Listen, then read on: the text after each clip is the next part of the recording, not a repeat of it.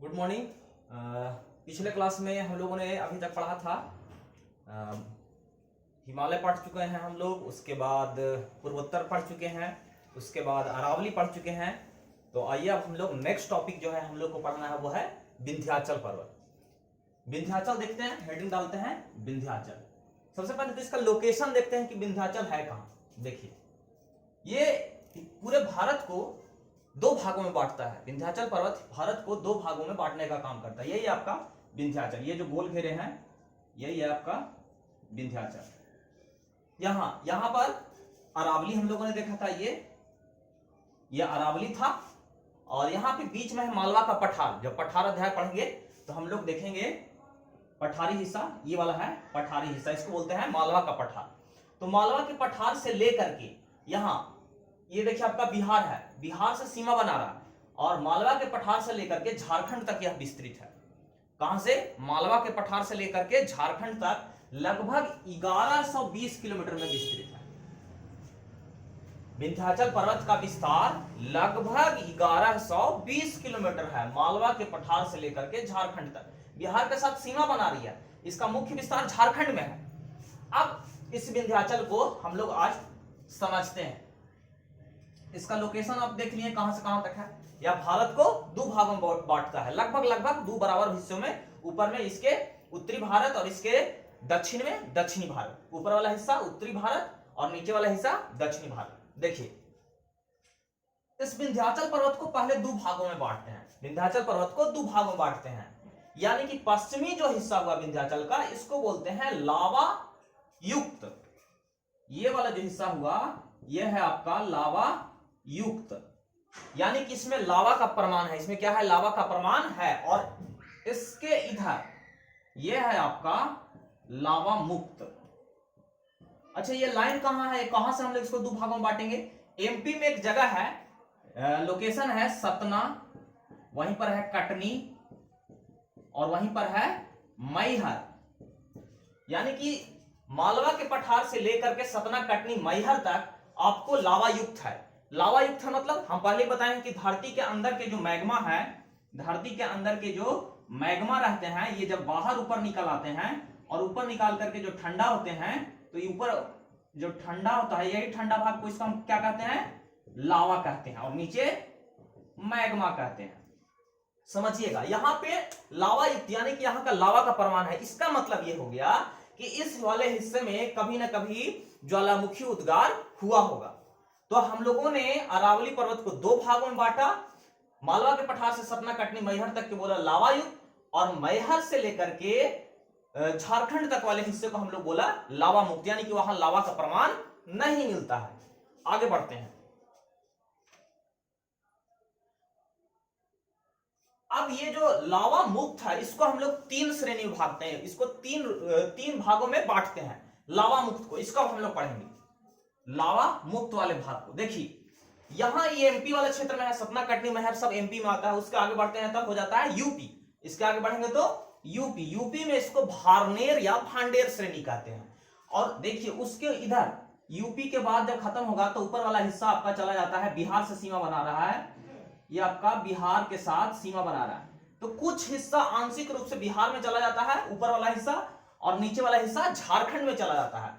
ऊपर वाला हिस्सा जो बिहार में चला जाता है, यानी कि जो बिहार के साथ सीमा बना रहा है, ऊपरी हिस्से को बोलते हैं कैमूर श्रेणी, और जबकि जो नीचे वाला हिस्सा है जो झारखंड में है उसको बोलते हैं पारसनाथ की श्रेणी।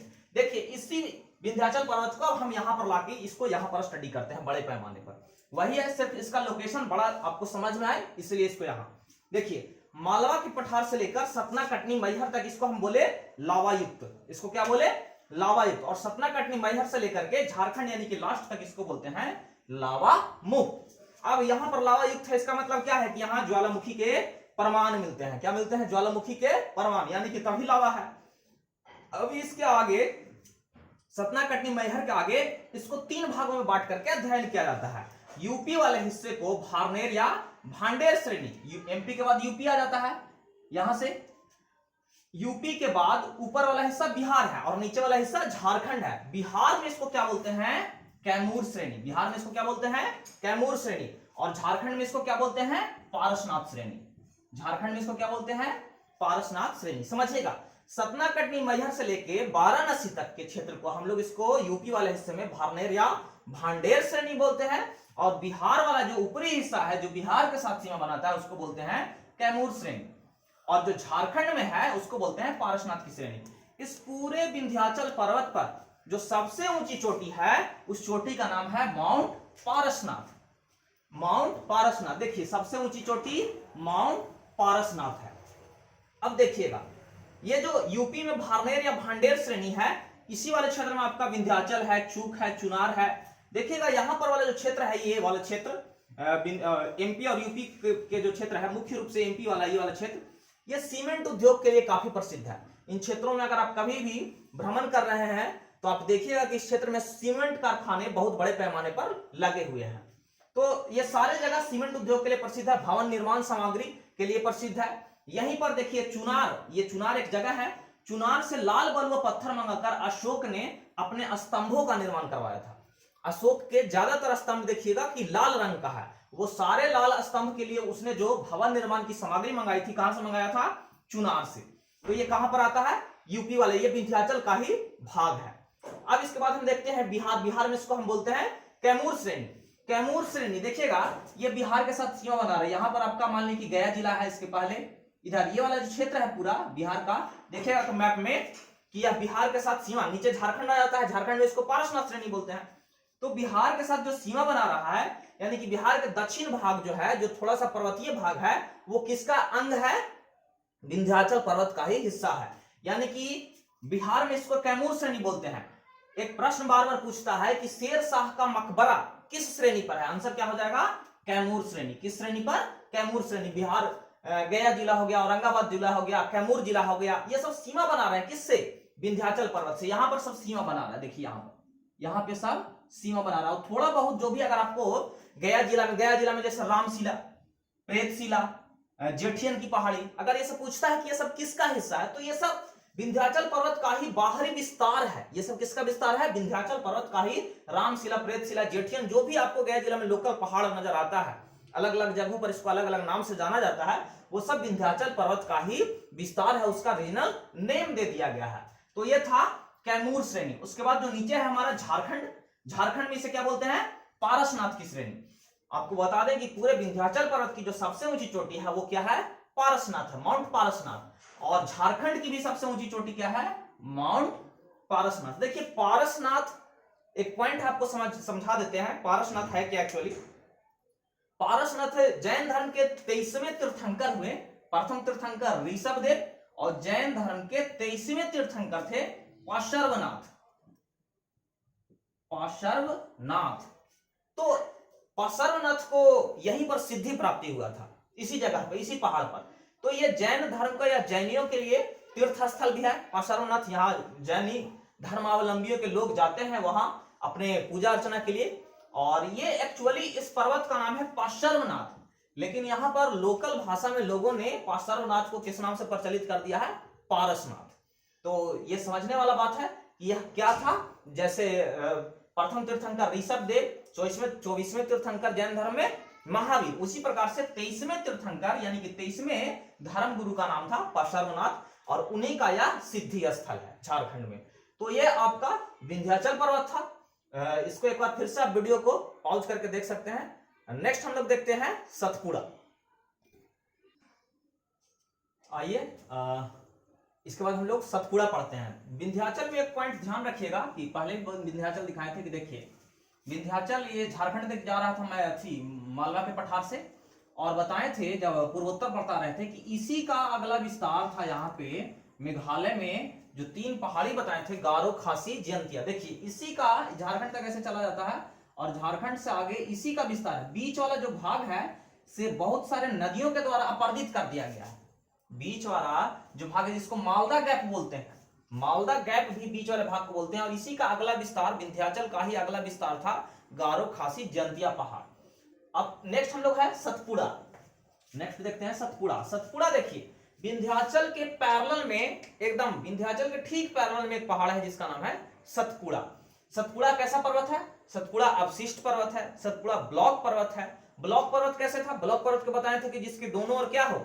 समतल मैदान धंस जाता है, यानी कि दोनों ओर गड्ढा हो, तो बीच वाला भाग को हमने ब्लॉक पर्वत दिया था। देखिए इसके ऊपर वाले हिस्से से नर्मदा नदी है, उसके नीचे वाले हिस्से से ताप्ती नदी है।